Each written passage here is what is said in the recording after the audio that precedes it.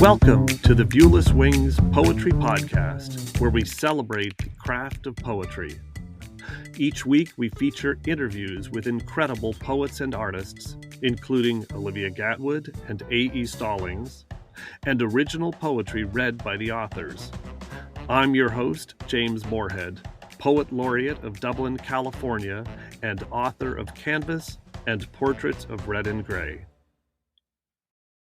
Sudanese by way of D.C., Safia Elhillo is the author of The January Children and Home is Not a Country, and co-editor of the anthology Halal If You Hear Me.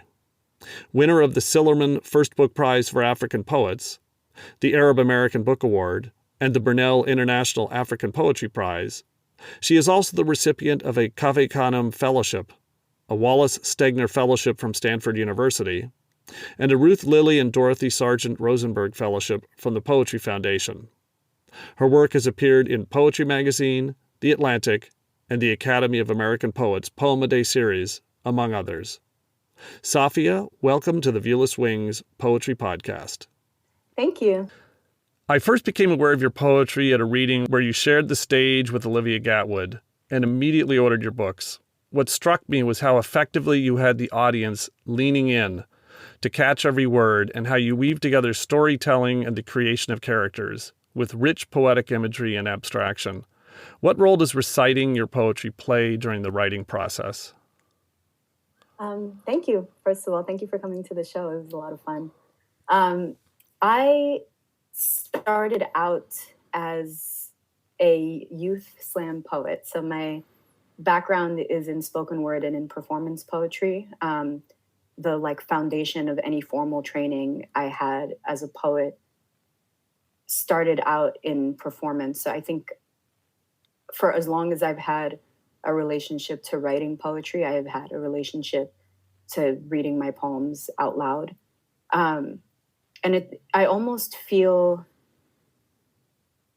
smarter as a listener of my own poems than I do as a reader of the poems when I'm in the drafting process. So usually the way it goes is I'll, type out my little draft and then it will look fine. And then I'll start reading it out loud and my ear will catch things that my eye had no idea about. And usually a few drafts later, when I think I've taken the poem as far as it can go, the true final stage in the editing, which has kind of been put on hold for a lot of the pandemic, is I feel like I never truly hear a poem until I read it out loud to an audience, preferably strangers. It's something about trying to hear it through the ear of someone who might not entirely get my context or where I'm coming from, kind of sharpens my own ear to a more critical ear. And then I'm able to catch things that I'd maybe let off the hook up until that point. It's so true. Being able to do readings now myself, I hear my poems differently when I'm under the pressure to perform publicly, where you get potentially some feedback from the audience, and you're just on in a different way than if you're just standing in front of a mirror. But for those that don't have the opportunity to speak in front of an audience, start by speaking in front of a mirror or to your family. It is so true. Poems have two forms, the poem on the page and the poem that you recite and hear. So that's wonderful advice for budding poets. In the poem, Yasmin, you write, I split from my parallel self. I split from the girl I also could have been. Girls That Never Die includes several contrapuntal poems, and Yasmin is one of my favorites. The form is so perfectly suited to the theme of the poem. What is your approach to making challenging forms like this work so that the form doesn't overwhelm the poetry? So my first book of poems, which is called The January Children, had been a book that I felt like I'd been writing it one way or another my whole life up until that point. And so it's not that it was necessarily an easy book to write, but it was, it held my hand a lot. So every time I sat down to write, I had a loose sense of what I was writing towards or about. And around that time, I wasn't thinking too hard about inherited forms or anything like that. And then after I finished that book, I kind of didn't know what to do with myself. I think maybe the plan was never to finish that book, and then I finished it. So I had to spend a couple years reteaching myself to write a poem, especially without having the January Children is a project book, and it has a lot of conceits and things that kind of hold it together. And that made it so that every time I sat down to write, I had a prompt essentially. And after that, it kind of felt like for the first time in my life, I was like, what do I have to write poetry about? I exercised all of my obsessions. So form was my way back into poetry in a way that felt a little safer, a little, the stakes were a little lower because I got to just set myself and exercise in form and be very gentle with myself. And when the ghazal sonnet inevitably failed, I could be a little kinder with myself and not be like, this poem doesn't work because I personally am a failure. It was because I'd never written a sonnet before or whatever. And I really appreciated just the way the constraints activated my imagination. I think the freedom of free verse at that point was just, I was overwhelmed by choice, this idea that I could do anything. Anything felt too much. I kind of felt like a newborn baby poet that was very easily overstimulated. And so by eliminating a lot of those options and being like, no, it can only behave like this, what can I do within those constraints? Just really, it just felt like a really safe and generative environment to find my way back into a poem. And then because that's just kind of what I've been up to the past few years, inevitably there are a lot of poems that are in inherited forms in Girls That Never Die. The contrapuntal in particular was because I spent a lot of time obsessed with Tahim Bajess's book Olio and just trying to figure out the magic trick behind how to make the contrapuntal work. And I really appreciate the contrapuntal in particular because it feels like it takes me down to the true essence of what it is to write a poem, where you really have to sit down and measure every single word and make sure it works. There are no casual words in a contrapuntal because it has to work up and down. It has to work across. And so I can't just be like, okay, this is almost the right word. Let me just throw it in here anyway and keep it going. So it really was like constructing a poem brick by brick, word by word. And I really appreciated the slowness of that because I just wanted time and space to luxuriate in just the basic elements of what it meant to write a poem again. And the contrapuntal felt like just a quintessential, slow, word by word, thoughtful, poem making experience. No, it's interesting how you mentioned that the constraint also took a little bit of the pressure off, and even though the forms are very difficult and they're challenging in many different ways. And A.E. Stallings, when I spoke to her, and she's wonderful at receive forms, she said that the reason she does so many receive forms is because it takes one of the decisions off the table and she can focus on other things. And I hadn't really ever thought of it that way, and I challenged myself to tackle some forms because I'm mostly free verse, but I tackled some forms and I found, that you're right, actually, with the right, and sometimes it doesn't work. Sometimes ultimately the poem is what it needs to be. But I loved how you described the transition from your first book to using form as a way to free yourself. That's even though they're constrained, that's beautiful.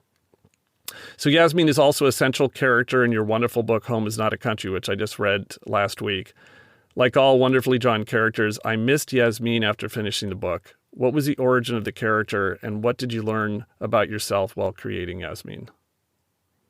So in Home is Not a Country, because it's a novel and coming to the novel as a poet, I felt like up until that point, I hadn't been allowed to just make things up. And so I was really excited to get to the novel space and start making things up. But then the first thing I did is give this character the actual name that I almost was given. At first it was a placeholder and I thought I would come back to it, but then it just, really dug its heels in. So one of the handful of autobiographical elements that I lent to that novel, which, none of the story is autobiographical. A handful of the details I borrowed from my real life. The, unnamed culture and country in the book are based on my experience of being Sudanese and being in Sudan, instead of being like, this is actual Sudan, or, a blanket statement about Sudanese-ness. But the starting point in trying to envision the story that became the novel is one of the particular textures of my diasporic experience.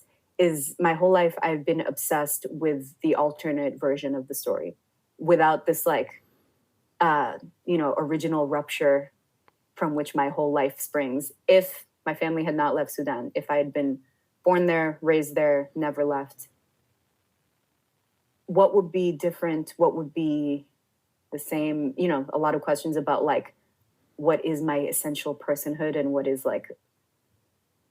a consequence of my various experiences and traumas and ruptures. And especially when I was younger, I really found myself continually measuring myself up against this kind of fictional alternate version of myself who was more Sudanese and spoke better Arabic and just overall just had it together more than I did. And it was a real kind of test in my particular coming of age to learn to just exercise that alternate version of myself and be like, there is no alternate version. There is no more Sudanese version of myself or whatever. This is, the hand I've been dealt. And also, I have some agency in how it all goes down. I get to have as much of a relationship to Sudan as I choose to have. I do have the choice to belong or not belong, or to participate or not participate. I'm not at the mercy of, capital I immigration. It's culture, I think, is a little more nebulous and not so beholden to geography and things like that. And so I got to kind of experience the agency of my Sudanese-ness as a choice and as a series of decisions and a series of kind of more active and agent belongings. And so in that process, my personal Yasmin disappeared and was exercised. And so in making this novel, I wanted to kind of, in a way different set of events, I personally did not time travel, but I wanted to kind of recreate the findings of that process, and recreate for a fictionalized diasporic character the process of first obsession and then exorcism of this perfect, idealized, alternate, non-diasporic self. There's two things I walked away with from the book was, first of all, it could only have been written by a poet. And I thought of Michael Ondaatje, who is a wonderful poet, and his books could only have been written by someone with that poetic obsession with looking at every word. And the other thing that I walked away from was, and we're going to talk mostly about your new book, but I had to ask about it because I just read it and it was so wonderful, is that the young adult books I find can be really, really good because they're necessarily a little bit tighter, a little bit shorter, a little bit less overblown. And I have read some wonderful young adult books that I've reread as an adult and gone, wow, this is a fantastic book, where it had a bit of a constraint because of the audience, and that actually enhanced the book and it forced editorial choices. So I think this is a great example. And I also think I'm very tempted now to find a way to do purely imaginative poetry that's not so tied to my personal self, because yes, that gives you a lot of freedom, because I'm sure in the back of your mind, you're always thinking, is a family member going to read this? And, you don't want to be too constrained by that. But so just a wonderful book. So that's not the core of this interview, but I had to bring it up. Thank you. So in many of your poems you use, I'm going to go now a very detailed point. In many of your poems, you use ampersands to string together phrases. Profanity is one of several examples. You write, "A stranger blows a wet tobacco kiss through the window of my taxi, and I deploy my meager weapons, dog, pig, donkey. And finally, my crown jewel, I pass my tongue across my teeth, crane my neck out about my window, and call your mother's. The word and is replaced by ampersands. In other poems, you write out and. You also bracket words and use white space. I know from my experience as a poet that every word, sound, phrase, use of punctuation is intentional. Share your thought process for this subtle detail when you choose to use an ampersand and when you use the full word and. So spelling out the full word and is a very new development in my poems. I kind of, before 3 drafts into trying to crack Girls That Never Die, my poems, I think sort of without exception, were all written in lowercase, ampersand instead of the spelled out word and caesuras instead of more conventional punctuation. And I think the ampersand specifically was about economy for me. I'm trying to figure out a way to say the thing in as few words as possible. And what I like about the ampersand, which kind of I think really lends itself to a poem, is it's a very tiny little symbol that contains a whole idea behind it, a whole word behind it. And it takes up, this much space on a line, which is great, especially when I want a poem to be shaped in a very particular way. It kind of helps the shape and the length of the line feel more malleable to have something so tiny, especially with a word like and that tends to come up a lot. In the newer poems that don't use the ampersands and that do capitalize and that do punctuate, my impulse with the subject matter in this book at first was to speak very quietly and, hope that no one would actually hear what I was saying because it's scary and embarrassing and vulnerable. And so a lot of the early drafts of those poems are lowercase, ampersand, caesura. And the caesura I like for the way it introduces silence to a poem and the way it kind of quiets down just the whole climate inside the poem and the way it introduces hesitation to the poem. So all of the things that I used to like and prefer in a poem presented kind of a problem in the newer poems I was trying to write because, here come these poems where I'm saying really terrifying, vulnerable things that I would like to be able to say quietly, but that kind of defeats the whole point of saying them in the first place. And so if I'm really going to be about it and talk about this stuff, I need to speak clearly and loudly and use capital letters and crisp it up by using traditional punctuation and spell out my ands to take up as much space as possible with these poems, which is very counterintuitive. And I thought they were ugly for a really long time. The word and is just so odd to look at, especially after years just like getting so used to the ampersand. But it really, all of like my quieting devices had to go out the window for a lot of the poems in this book. So the ones that do use the ampersand, I think this is true across the board.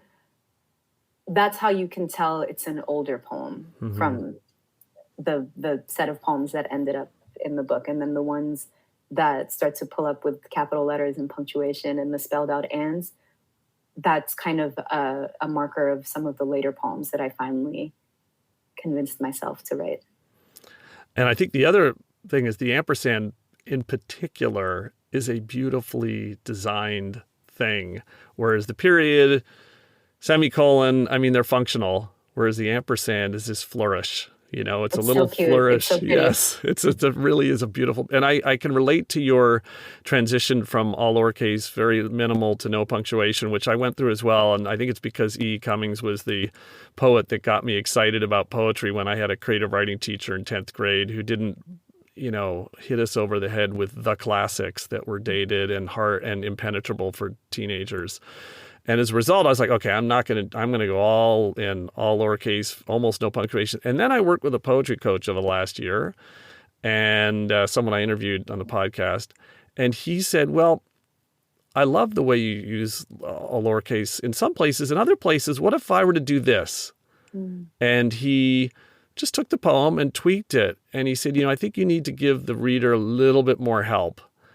and in certain poems. And it really opened my eyes. It's like I had this whole new palette. It's like I went off to an art store and came back with this whole new set of brushes and paints. And I'm like, oh my goodness, I can work. And now sometimes I go all lowercase, sometimes I don't. And it's intentional versus being almost a religious decision before. It got to the point where it felt like it wasn't an intentional decision anymore to write all in lowercase. It was just like, this is how I write a poem. So that's that. And it didn't become about serving the individual poem anymore. It also, I think just because of a lot of who the people are in this book, I'm like speaking from an intersection and a set of experiences that I think historically are very easy to look away from and to turn away from, or to kind of turn the volume down on, or be like, this isn't important. And so with a lot of the poems, I didn't want to give my reader the chance to opt out, to be like, oh, I can't read this. This is, it's not legible. It's all lowercase. There are all these ampersands, all these ceteras. What even is going on? So to be like, here's a paragraph. Now what's your excuse? Now you can't look away. I'm spelling it out. So it all, I think, was an attempt to just like speak as clearly as I could and remove all of the things that I had in place that, were maybe very stylish, but that I would sometimes sacrifice clarity or volume for this other thing, which was very important to me at a certain point in my writing life, and which now, I'm not even saying that I've outgrown it or anything, but it's just not what my poems are trying to do right now. But it's nice to have it be a tool among many tools, instead of being like, this is the only way I write a poem.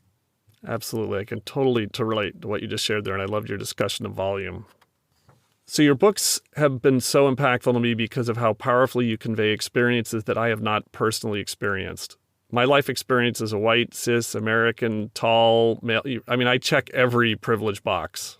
Its particularly powerful examples are the pair of infibulation study poems and the poem 1000, which I totally love that poem, which includes the lines, I make up names to hand to strangers at parties. I trim years from my age and share without being asked that I am 15, 17, and no one blinks. No one stops wanting. What have you learned from how your audience experiences your poetry, both those with a background similar to yours and those with completely different backgrounds? So my hope for how it feels to read a poem of mine is every time I sit down to write a poem, I'm talking to a very particular set of people. I don't really know how to write like an outward facing kind of ambassadorial poem. So I like to try to write as if I am speaking to someone who already knows exactly what I'm talking about and who shares all my intersections and who knows how it feels. And then we're just having a conversation with that kind of fluency and that particular, it feels so intimate to not explain. It feels so intimate to talk to someone like they already know what you mean. And it's a way of drawing someone in. Sometimes, I'll be talking to someone and will not have the entire context for what they're talking about, but the fact that they believe I do makes me feel closer to them. And so my hope is that the people that I'm speaking directly to know that I'm speaking directly to them and receive it. And everyone else, my hope is that they feel like they're eavesdropping on a really interesting conversation, where maybe they don't have the entirety of the context and maybe not all the references are immediately familiar or anything like that. But, have you ever been on like a plane or the bus or something, and someone like a few seats ahead of you is on the phone, like fighting with their partner, and they're really, you can't really hear what's happening on the other side, but something spicy is happening. And it's even just that one half of the conversation is so interesting and so engaging. And I kind of want my poems to feel that way too. Like you're kind of tuning in to one half of like a phone conversation or something, and maybe using your imagination to piece together the rest, or the redactions and the erasures and the silences are also compelling and are maybe emphasizing what is being said with what isn't being said. And it also, have the great privilege of being a poet in the age of Google. And so I can say Abdul Halim Hafiz, and someone doesn't get it, they don't get it. If someone doesn't get it but wants to, there is somewhere that they can figure that out. And it's no longer my job to be like, here's like, you know, an index of all of my references and an explanation. I love the way you described it as a form of eavesdropping. And I've actually I'm in the back of my mind as a future project will be a poem or set of poems based on phrases I overhear, and then I take them in different places. I heard a couple the other day, which I was in too much of a rush to write down. And I'm like, what? But you planted the seed where, okay, I'm going to keep my ears open and use that as prompts. So I think that's a wonderful way of describing the way you write to a community, and you also allow the eavesdropper the ability to relate to and learn something. I love that. And that actually leads to my next question, which, you know, your poetry incorporates Arabic to a degree. And as an English-only speaker, I'm immediately curious, using both the context of the poem and translation apps to get a small sense of the language. How do you approach incorporating Arabic into your poetry with a mix of uni and multilingual readers? Is it really the same as you just described before? You're communicating to someone who would understand, and for someone who doesn't, they'll be okay, or they can get curious and go find out more? Yeah, I think every poem I write exists in two versions. There is the version to be read by the person who knows exactly what I'm talking about and who speaks all of my languages and understands all of my contexts and shares all my intersections. That's, you know, version A of the poem. And then my hope is that version B of the poem, for someone who doesn't speak Arabic or doesn't read Arabic or doesn't fully understand everything I'm talking about, there is still enough in the poem. My hope is that there's still enough in the poem that is compelling and interesting. And so there is still something for that person, even if it's not the full extent of the poem, you know? It's like I'm setting a buffet. Some people have dietary restrictions, some people don't. Hopefully everyone still gets something delicious to eat. Well, I think you do that extremely effectively, and it made me curious, and I went off, like you said, and Googled a number of things through the experiences that you share. In your book, The January Children, you write so beautifully, "And what is a country but the drawing of a line? I draw thick black lines around my eyes, and they are a country, and thick red lines around my lips, and they are a country. And the knife that chops the onion draws a smooth line through my finger, and that is a country." Many of your poems explore the fluidity of home and draw from your experiences, real and imagined, in Sudan, the U.S., and beyond. How do you hope your poetry will affect readers, and how has writing these poems changed you? So a lot of these poems are a record of my own kind of evolving relationship to belonging and home and all that. But I think the word home to me feels like shorthand for some ideas around belonging and safety and context and love and things like that. And I don't know who has ever gotten that feeling from the nation state, but surely not me. So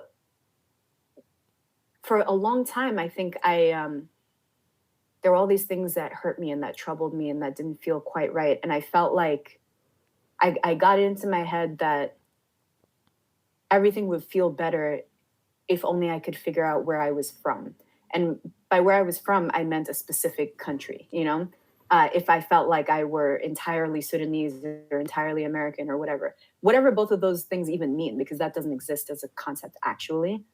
But as a younger person, I got into my head that if I could entirely be one or the other, just everything else would be okay.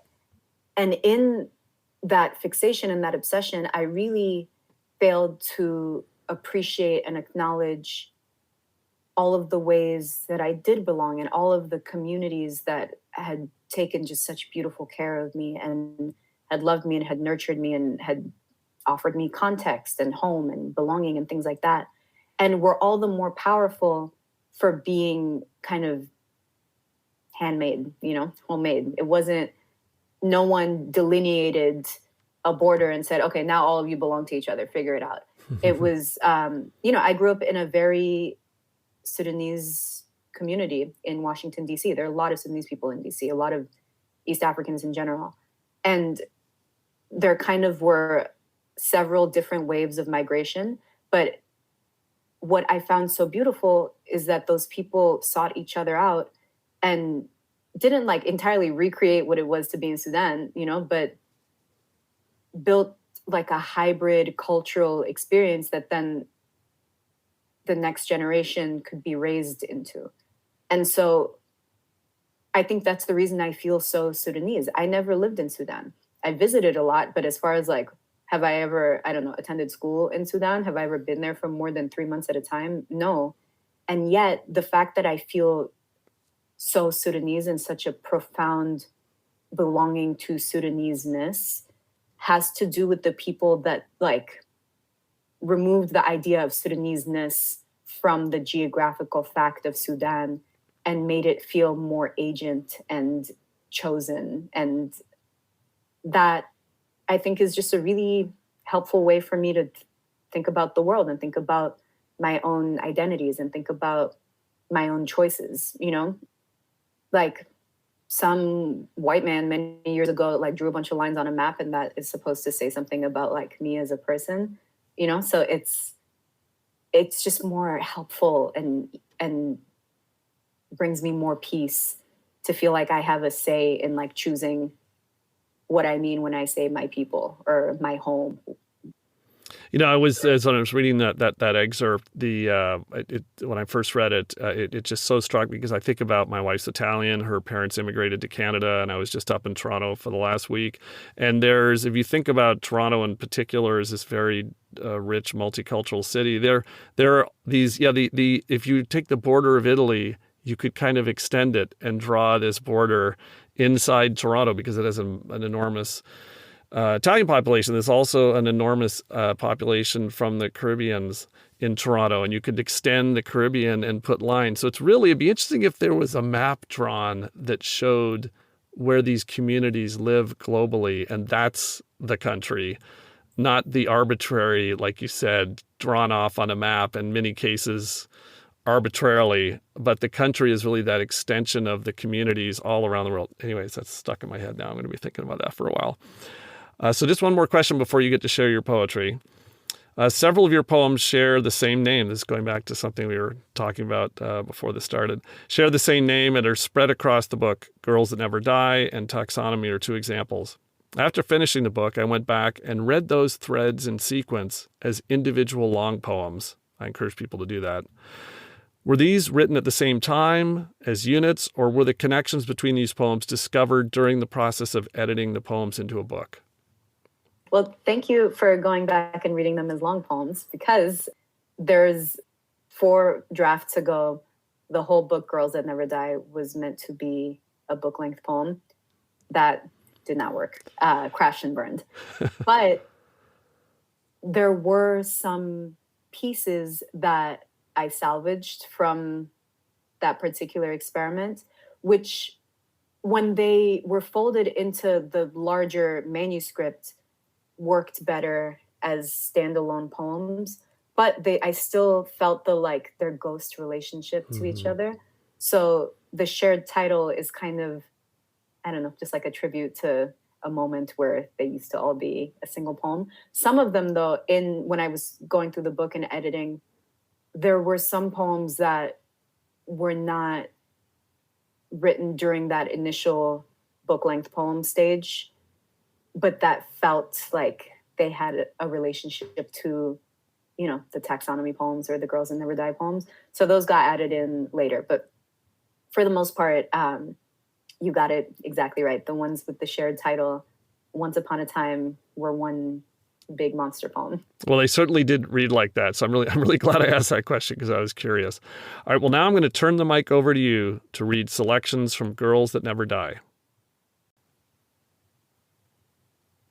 Taxonomy. I go to meet the poem, and it will not meet me, so long as I believe I am owed. I call it by the name I learned first, shi'r, which always sounds to me like sha'r.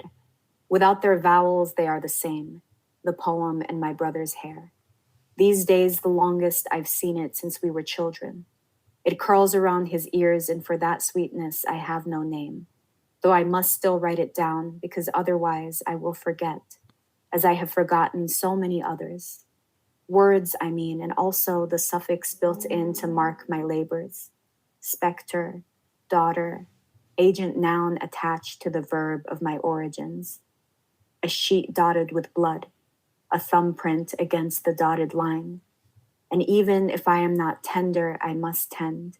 And though I am only part water, I wait. And like any number, I numb my vulgar parts. The word as I learned it first just means girl. My mother's girl, grandmother's grand girl, garland of Egyptian jasmine. We call my grandmother's grandmother Nana, which might not be her real name, but I never thought to ask. And before hers, the names for me go silent, and I do not know what to call those women. My great-grand-others, my agents, my tender nouns. The name I am owed will not meet me, though I fast until the corners of the room crowd with specters, though my body swells with the volumes of this blood, though I spilled it, though I read that family honor is in the body of the girl, I spilled it.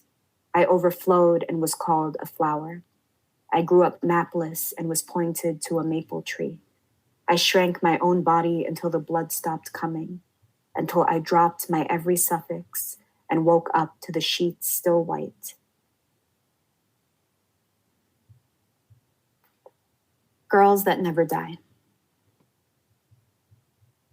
Perhaps a cow, some gold for a girl, carried kicking from her father's house, from her father's name, and slung over a shoulder, and passed to another, whose belonging will name her, will give her form. Girl like water, shapeless without the bowl. Girl, perhaps cut, perhaps in the pharaonic way, sent off to be split. Girl as paintbrush, sent off to stain a sheet. Perhaps by cover of night, perhaps the husband is old and the girl a child, legs clamped tight as if by stitching. Perhaps his brothers, perhaps his cousins, men as ropes, as chains, brought in to peel the girl like young fruit, the pith still bitter, still clinging to the rind. Summer triangle. Say I formed a body of clay around a clot of dried blood. I formed a body of dirt and water. I formed a body around red earth and cracked clay. I formed a body polluted by want, most of it not mine.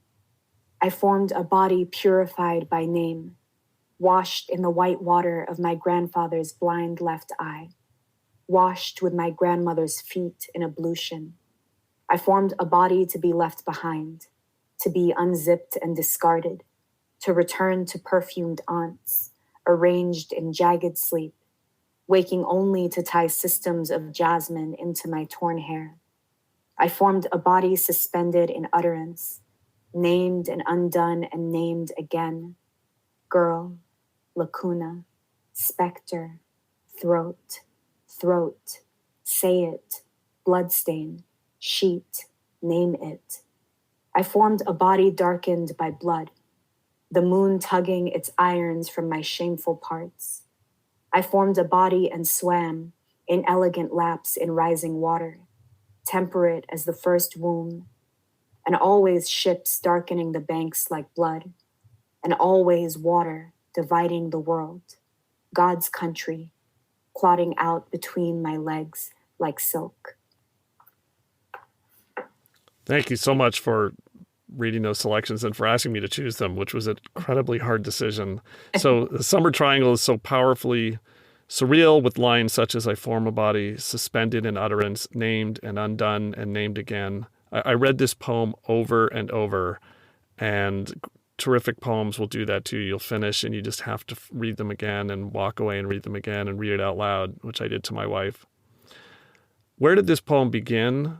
What were the words or phrases that got you started, if you remember? I realize it's a tough question because poetry books are inevitably years in the making. And what was the evolution of that beginning into a finished poem? So Summer Triangle is actually an ekphrastic poem. It was written specifically in response to a piece by the artist Laura Christensen, and that's how it got its title. Her piece originally was called Summer Triangle. She ended up changing the name to Dwell Midst the Waves. And it was a commission for a book by Laura Christensen, which is like a series of found vintage photographs that she would reimagine. So the book is called Then Again, hold on, let me not paraphrase. Then Again, Vintage Photography Reimagined by One Artist and 31 Writers. So the image that I chose from the ones she sent me to choose from was very surreal and kind of immediately felt like a dreamscape. And if I remember it correctly, I haven't looked at the photograph in years, but there were two figures in it, two women, I believe, two femme figures in the image. And there was like a tenderness and a familiarity between them. And I was thinking a lot, I was like deep in the throes of writing this book at that point. So I only had but a handful of things that I was thinking about. And I was thinking about all different sorts of inheritances and intergenerational trauma and inherited shame and inherited internalized misogyny and things like that. And was thinking about a lot of the ways in which like girl kids are raised with just this kind of like really specific mix of like tenderness and nurturing and also shame, and how it's like introduced so early and kind of mixed in with the tenderness and mixed in with the nurturing. Mm-hmm. And so a lot of the images of like the aunts arranging jasmine into the speaker's hair and things like that, but the hair is torn. So I wanted that combination of tenderness and tending and also violence to be contained in a lot of the images in that poem. And also for the body in that poem to just feel in flux and constantly, like every time you try and look at it too closely, it turns into something else. Every time you try and name it, it mutates into something else and is always sort of just out of reach, is kind of the feeling I wanted to evoke. Well, in Girls That Never Die, and many of the other poems in this book, you deal with subject matter that is pretty heavy. And yet, like you talked about earlier, how you were all lowercase and a little punctuation to almost whisper these things, and now you've adjusted your style to pronounce them where they should be pronounced. And I've heard in open mics where you get a random mix of poets, you'll occasionally get the poet that is going through a trauma, drug addiction, and they are using poetry in a very effective way to get that out of them. Although the poetry in some cases I feel is just so loud, it's hard to hear those important things. And have this extraordinary ability to generate empathy with your poems without a sledgehammer saying this. And there was Cutter Strebe, who's a poet I spoke to a few weeks ago on the podcast. He doesn't like poetry where it's banging you on the head. Here's the message, and I'm going to bash it. You don't do that, and yet I think it's much more effective. Is that something that you consciously think about how to meter what you're saying so that it can be heard? I don't know how conscious it is, but it is something I've been aware of because when I was a younger poet, the primary outlet that I was writing poetry for was the slam. So it was for competition. You only had a set amount of time to like get what you were trying to say to the audience. And I didn't, I had an okay time in the slam in my early years. I was on a bunch of like weird teams with like a bunch of other weirdos like me, and we were not trying to like win the competition. We were just trying to like make friends and express ourselves. And then when I got to college, I was also on slam teams, but it was the first time I got to experience being on teams where people cared about the competition. Like my teammates wanted to win, which was not the case of like my youth teammates. And so I came from a space of being encouraged to write these like really experimental, odd poems that no one was ever asking me what my poem was about. It was all just vibes, honestly, to like get into the space where I was being asked to like boil my poem down to its most obvious parts so that someone would know clearly what the poem was like about, which is still a question that stresses me out in a poem. I don't know what any of my poetry is about. I don't know what anything is about. Who does? And so after a couple years experiencing slam in that way and just feeling kind of stifled by that, that was a moment where the constraints were not so generative for me, where I felt like I was being asked to put aside all of the things that I enjoyed about writing poetry. And instead I was being asked to like mind my traumas and then like talk about them in a way that would score well. And so I was, and you know, I came to writing poems, I guess, because I was like a sad teen or whatever, but also like, it's really fun. It's really cool to make something, you know? And my relationship to poems really was not great during that time because I was being made to feel like the most interesting things about me were the things that hurt me the most. And also like I had to make a decision between wanting to be like a happy person or write poetry. And, you know, a lot of it would be stuff that like I had processed in my like limited ability to do so in like my pre-therapy youth, you know, but like had processed a lot of that stuff and put it away and was being asked to bring it back out to like maybe like tug on a judge's heartstrings at a poetry slam and get a high score and like win a slam, you know? And so I really was not enjoying myself. And I did not enjoy the poems that I was writing at that time. They just felt incomplete. Like I'd taken out all of the stuff that made me enjoy the feeling of being in the poem and had just left like the bare bones of the aboutness of the thing without getting to pour in like a little slant or a surprising detail or, you know, all of the things that make it fun for me. And I realized that if I wanted to keep being a poet, I had to let go of some of those ideas that I was being taught. And so for a while, I decided to make a hard pivot in the complete other directions and was writing poems truly about nothing, you know? And so now, you know, there might be some poems that are about nothing in this book, but it's also, I don't know what they're about. They might be about nothing. They might be about everything. There is no, I couldn't tell you what a single poem in this book is about. I can like tell you what I hope it's doing, you know, what it's thinking about, what its concerns are, what its obsessions are, like who the characters are and the image system and the vocabulary. But like what the poem is about is honestly none of my business. I love that you had that last line. What the poem's about is none of your business. I had a poem of mine for my first book that was turned into an animated short film, Tethered, and I was inspired by a bell buoy out in the ocean. And, well, what is this bell buoy just trapped there, tethered? Think about all day. It's got this important job. Does it dream of being freed from the tether? And so that's what it was about. You know, that's what it was inspired by, which is probably a better way to think about it. And then I had a friend of mine told me that she thought about her parents who are in their 90s and they can't leave their house, that they're totally happy. The world revolves around their house and they know every squirrel and detail and person that walks their dog.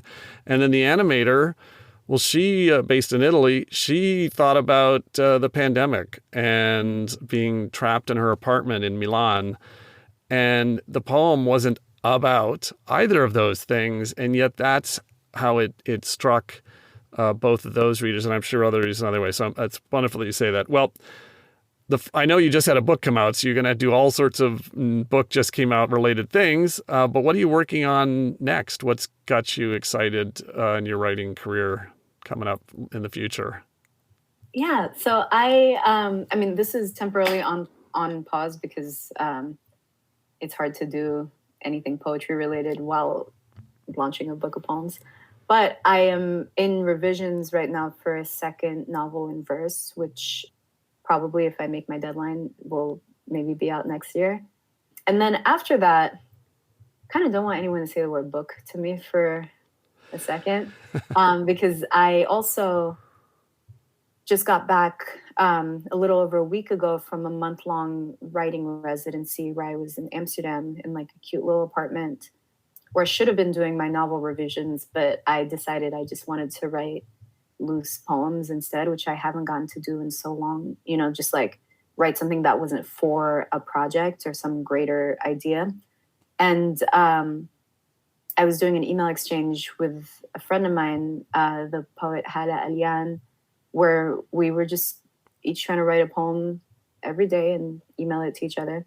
So I just wrote like a bunch of loose first drafts of poems that are not for a book or for publication or for anything other than just like how good it feels to write a poem. And so I hope to spend more time doing that, especially after I turn in my novel revision. I just want to go back to just like the open-ended pleasure of just making a bunch of poems, and like maybe one day someone else can see them, but right now it's just so nice that it's just poetry for poetry's sake instead of you know, the book needs more pages or whatever. So it's just so nice. It was a good reminder that I just really love writing poems, you know, not for anything, not even like necessarily to read them out loud, even though that's a part of the process, but just that like initial moment of like the vulnerable, freshly hatched baby draft is a really nice feeling. And it's been a really long time. And so I want to spend more time just in that feeling and like being a beginner again in the space of poems.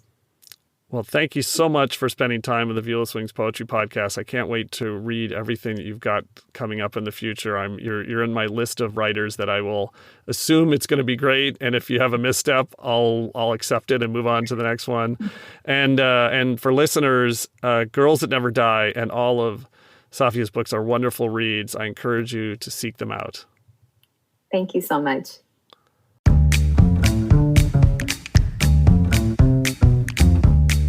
The Viewless Wings Poetry Podcast is written and produced by James Morehead.